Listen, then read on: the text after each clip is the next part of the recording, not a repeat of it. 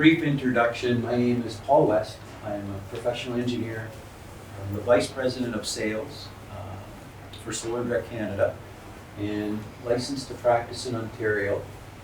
Sometimes they call us solar specialists for both residential and commercial.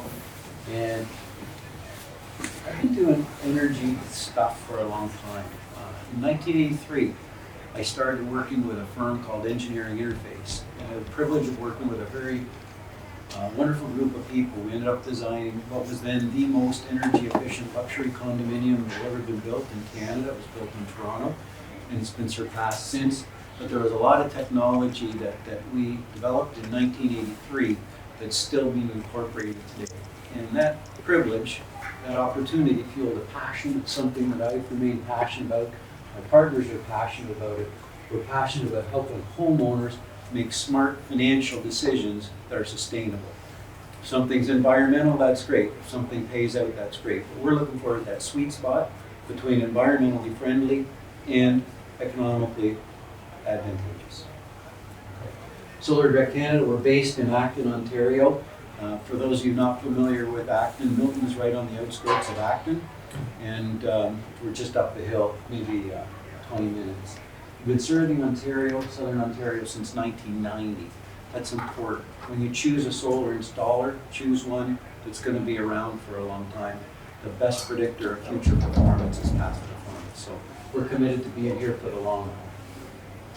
We're full service. We do both net metering and load displacement. We add batteries. We're licensed. We're insured. We use our own trained installers. We don't farm out installations. These are people who are professionals. They do what they do. And we don't go for the lowest bidder. We go for our own folks. So we're proud of our installers. We're a local company. We know the folks around here. We know how to get it done. And we're here to take care of it. Okay? Before we do that, we want a very simple slide on how solar works. They dumbed this one down for me. First of all, step one, the sunshine shines on the solar panels. This is where the magic occurs. Somehow that sunshine is turned into DC electricity through a photovoltaic process. Once we have DC electricity, and you can see that happening, little light shining on the back of the panel out by our display. If you put your hand in front of that display, the little fans will stop spinning. Okay? And we're actually shining it on the back of the panels, not even the front. They're bifacial panels, so you can see that magic in action at our booth. Once we've got DC electricity coming out of the panels, we need to convert that to AC, and the inverter does that. The inverter converts DC electricity to AC electricity that we can use in our homes. Okay? Finally, that electricity comes out of the inverter, and it goes usually into your electrical panel first, and any loads that are on in the home, your solar electricity runs those loads first, your fridge, your furnace fan, whatever happens to be on at the time. If there's anything extra beyond what you need, that could go into a battery if you've got one. If you don't have a battery, then what's left can go back to the grid if you have a net metering grid connection. You can get that power back from the battery or back from the grid when you need it. Okay? Why is it important to move solar around in time like that? We're going to just spend a little bit talking about Ontario. If we lived in Colorado, Denver, Colorado, somewhere where the sky was not cloudy all day, near my home on the range, then we wouldn't need to have this part of the presentation. But we live in Southern Ontario. We get lots of cloudy days. The sun's out right now. Yesterday was what we call the skiers coined it. It's called a bluebird day. Okay? Those are when the sky is blue, the air is crisp and cold. The skiers love it. Solar people love it. But we don't get very many of those. We'll look at that. We're lucky to get 2 a month of those. The rest of the time, there's partial cloud in Ontario. You'll see that on these graphs, okay? So here we go. First of all, let's look at a perfect day. Okay, in solar, this is a perfect day. What we see here, sun comes up early. This is June 29th, 2025. This is in Acton, Ontario. There might have been a couple of clouds in the morning, but as soon as we got through those early morning clouds, the sun come up and we got right up. We had a 10 kilowatt inverter in this facility. We got up to our 10 kilowatts. We were generating 10 kilowatts for a good chunk of the day, from about 9 o'clock in the morning till about 5:30 at night. We were generating the full 10 kilowatts, and then as the sun started to go down, we went down. That's exactly what we want to see. That's the perfect day. That puts a smile on my face. It puts money in my pocket too. This is a more normal day. This is 4 days earlier. So even closer to June 21st, the solar equinox of the year, this is that same 10 kilowatt line. This installation has 20 kilowatts of solar panels on a 10 kilowatt inverter, and even with 20 kilowatts of panels, we never even got close to this 10 kilowatt output. So Ontario is not like the sunny places in the world. When we're designing solar systems for Ontario, we need to be very aware of the solar irradiance that we actually get. It varies from moment to moment as clouds come and go. Clouds get bigger, and when clouds get bigger, darker, our generation goes way down. There's a little bit of a break in the clouds, not quite so dark, solar goes back up again. So that's the variation through the day. Here's variation through the days of the month and through a year. Okay? This is the month of June 2025, that same installation.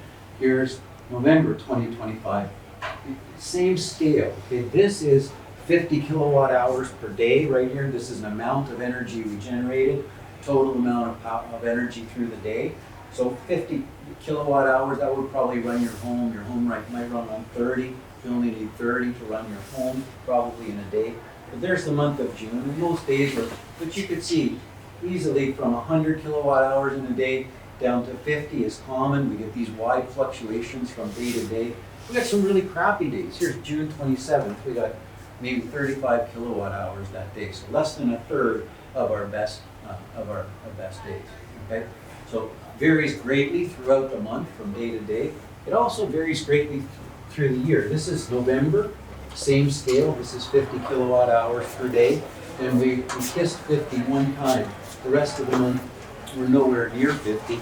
And you can see we got a couple of days here, literally 1 kilowatt hour in a day. This is active. This isn't French River where we're getting snow in September. This is Southern Ontario. In middle of November, we're getting 1 kilowatt hour per day. Now let's layer. This is a real Milton homeowner too. This is one of our customers, and the green represents his consumption by month, and the yellow represented his generation by month.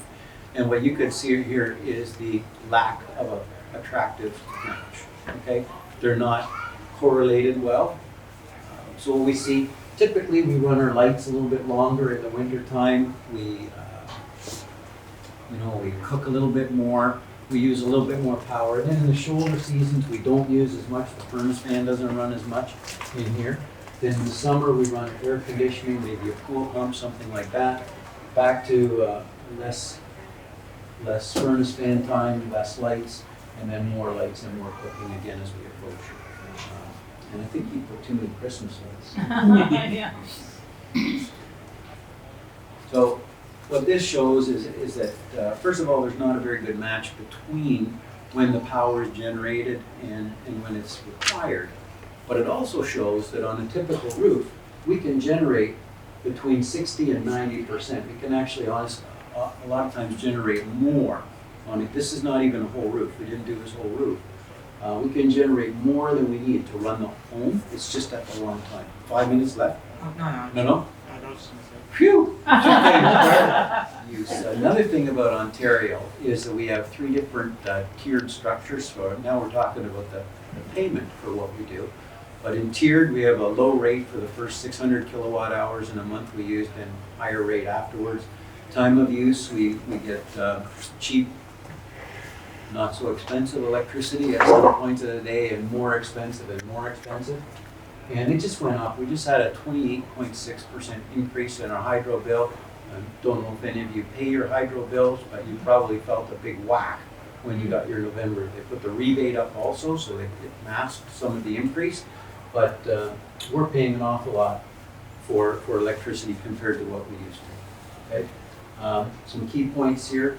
Solar peak output on a daily basis actually does align with this time of use rate structure. So we make our best solar between 10 and 4. Summer peak hours are between 11 and 5. That is finally a pretty good match between the sun and the go. 2 main system things, okay? Thank you, Carol. So we got net metering and we got low displacement. And they're actually very similar, except that in net metering, you get to send your excess electricity back to the grid, okay, for credit. In low displacement, you've got to figure out what to do with that extra electricity yourself. Okay, that's the big difference right there. Okay? So in net metering, you kind of use the grid as your battery. You can add your own battery. There's no problem to add your own battery, but you won't have to. So in net metering, any excess power that we've generated at any moment in time, we're making lots, there's no clouds, not much running in the house, that extra will go back to the grid, okay, for credits. Those credits offset your bill. So that grid represents unlimited storage. It's not uncommon for people to have like 5,000 kilowatt hours stored in the grid, and that's almost half a year's energy. You saw those, the way that those curves were not aligned between the consumption, kind of a W, and the generation. Well, you look in that, that's about half a year's worth of energy, and you could store that half in the grid, free. Okay, you don't have to pay for that battery. So we get a higher return on investment with net metering because there's no battery cost. You don't have to pay for a battery. With net metering, you use the grid as your battery. A net metering connection, it lasts indefinitely. It doesn't require maintenance. It's not like a battery where you charge it 6,000 times, keep it 10 years, and the warranty's gone and you need to replace it. It can even be transferred when your house is sold. That agreement that you would have with Milton Hydro or whomever, Hydro One, that is a transferable asset that stays with your home. It's an investment that has lasting value. On the other hand, that's this hand. In this one, you have to do solar, okay? And then you can do battery. Well, pretty well should do battery, but you cannot get the rebates without solar. Okay? So you could get up to $5,000 for solar, $5,000 for batteries. I did some quick math, and I think that's about $10,000 in total rebates. Okay, you could fact check that if you want. With solar and battery, it's the same. You use your own power first. Your own electrical panel, the fridge is running, the furnace fan's on. The power that you generate runs those devices. Second choice, now we got a little bit of power still left. That starts to charge the battery. And whether we're making more than the battery can accept at a certain rate of charge, or if the battery's already full, then the rest is wasted. It does provide backup during outages because you've got this battery, if you bought one. And batteries, they range. You could buy a 5 kilowatt hour battery. It really is 5 minutes now. Okay, we're going to speed up. You could buy a 5 kilowatt hour battery. We could put up to 80 kilowatt hours. ESA will currently permit 80 kilowatt hours in a home, but we're nowhere near that 5,000 that we could store in a grid, even at 80. And batteries are still expensive, so we're not encouraging people to shoot the lock off the wall and buy batteries right now. We believe that battery costs are still coming down. Whereas solar, we believe the market's mature. Solar panels have never been as cheap as they are right now. We wouldn't be surprised to see solar starting to go up. How to make a smart decision.